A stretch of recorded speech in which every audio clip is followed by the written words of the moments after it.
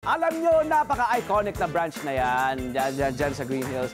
Ayan ha, dahil nga sa 42 years old na po ang ating ang ating brand na yan ng Mr. Donut, mga Kanet 25. Kaya sa lahat ng mga suking customers ng Mr. Donut Green Hills, tayo na at alalahanin ang ilang trivia tungkol sa branch na ito ng Mr. Donut. Dito lang yan sa paborito yung trivia at tuwing umaga. If Tony knows, everybody knows!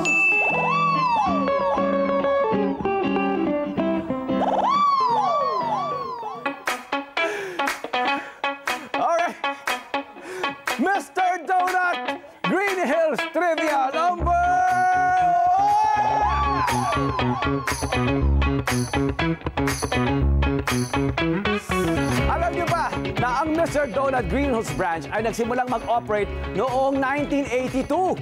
At alam niyo ba na during its early years, ang branch na ito ay open ng 24 hours. Alam natin yan, alam ko yan, alam ko yan. Kasi nga dyan kami ngayon, noon nagpupunta, nung ako'y estudyante pa sa area na yan. Hindi lang simple mga donut at ang coffee store.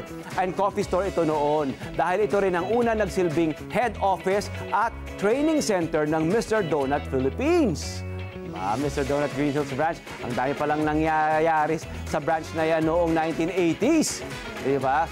Nakita ko na yan, nakita na natin siya over the years. Iba yun, nag-iba na yung look, yung feel, yung kanilang service, ganun pa rin, syempre, all these years. Pero nakita natin na nag-renovate sila, nag-evolve itong Green Hills branch nilang ito at nakakatuwang balik-balikan. Mr. Donut Trivia number 2!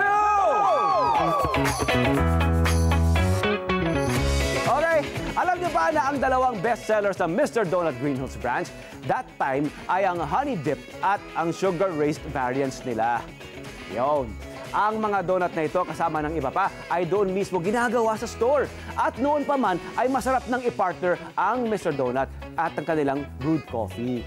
Pero alam nyo ba na kada araw noon, ang Mr. Donut Green Hills ay nakabebenta ng humigit kumulang 1,000, umaabot sa 1,400 plus na cups ng Mr. Donut's world-famous coffee. At ito ay sinaserve din sa kanilang iconic na brown mug ng Mr. Donut. Yummy! Mr. Donut Green Hills Trivia number 3! Alam niyo ba, na tuwing umaga, ang mga customer ng Mr. Donut ay mga biker, jogger at senior citizen na nag-e-exercise sa Green Hills Complex. Aba, tuwing gabi naman, nagiging meeting place at hangout place ito ng mga kabataan. At ito totoo ito. Ito, lagi namin nagagawa yan, kasama ng ilang mga estudyante. Diyan kami nag-group study. Nag-group study kami riyan. Oo.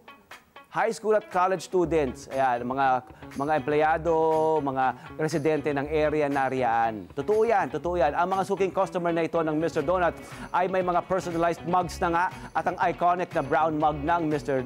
Donut na may pangalan nila ang siyang pinaglalagyan na ng kanilang order na kape o hot chocolate. Ang ilan sa mga kilalang personalidad na naging suking customer ng Mr. Donut Green Hills, of course, si Mother Lily, si Ginong Freddy Webb, at iba pa mga artista na naroon. Ayan, di ba? Ang dami palang suki ng Mr. Donut Green Hills.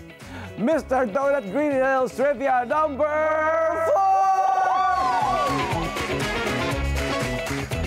After 42 years, ang Mr. Donut Green Hills ay naging famous landmark na sa Green Hills Arcade. Ngunit ngayong araw, January 31, ay magsasara na nga po ang branch na ito na naging bahagi na ng buhay ng marami sa atin. Ito ay upang bigyang daan ng redevelopment ng area na yon sa Green Hills. Ngunit, hindi ibig sabihin nito ay hindi na natin may enjoy ang paborito nating Mr. Donut Treats. Sa mga taga San Juan, ang pinakamalapit na branch na pwede niyong puntahan ay ang Mr. Donut dyan sa Mega Mall. Okay?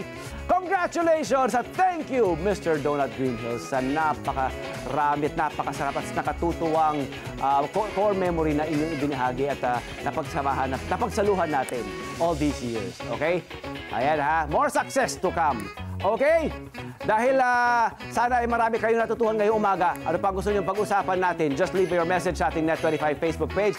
At malay nyo, ang requested topic nyo ating mapag-usapan. Ito si Kuya Tony Pet. Saan man tayo makarating, palagi nagpapamangha at maghahatid sa inyo ng kaalaman dito lang sa paborito nyo trivyahan tuwing umaga.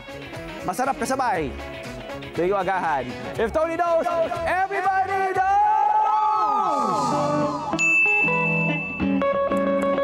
Ayan, okay. Dada, ayan. Ang aga, excited. So excited. Oh, excited ka kanina eh. Thank you, Dada. Wow. Okay. Hello po mga Kanet 25. Si Kuya Tony Pet po ito mula sa Love, Tony Pet and Everything. For more Love, Tony Pet and Everything updates, just click on our subscribe button and follow us on our Net25 social media pages at Net25 TV and at Net25 Entertainment Facebook. Magkita-kita po tayo!